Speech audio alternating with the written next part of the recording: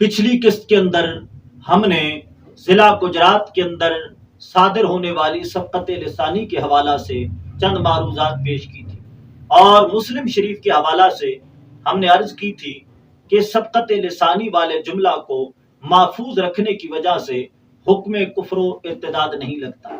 اور اگر کسی باعث اور مقرر سے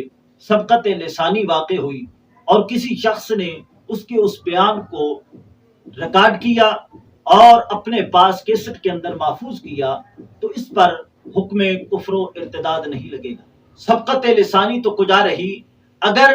حقیقتاً گستاخی اور کفر بھی ہو تو اس کو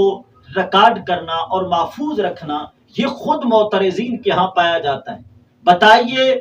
کوڑا کرکٹ کے ڈھیر پر اس میں جلالت، اسماء باری تعالیٰ، قرآنی آیات اور گندگی کے ڈھیر پر قرآن پاک کا پڑا ہونا، گندے نالوں کے اندر قرآن پاک کا پڑا ہونا، یہ کتنی بڑی گستاخی اور کفر ہے۔ ہم قرآن پاک اٹھانے کے لیے جاتے ہیں، مقدس اوراق اٹھانے کے لیے جاتے ہیں، جب وہاں سے قرآن پاک اٹھاتے ہیں گندگی کے ڈھیر پر پڑا ہوتا ہے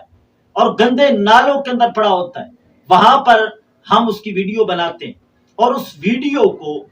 واٹس ایپ گروپوں پر پھیلایا جاتا ہے، سوشل میڈیا پر پھیلایا جاتا ہے، اور اپنے ہاں اس کو ویڈیو کی شکل میں محفوظ رکھا جاتا ہے، اور اس طرح کی ویڈیو ایک نہیں، دو نہیں، بیسیوں نہیں، ہزاروں ہمارے کمپیوٹروں کے اندر پڑی ہیں۔ تو بتائیے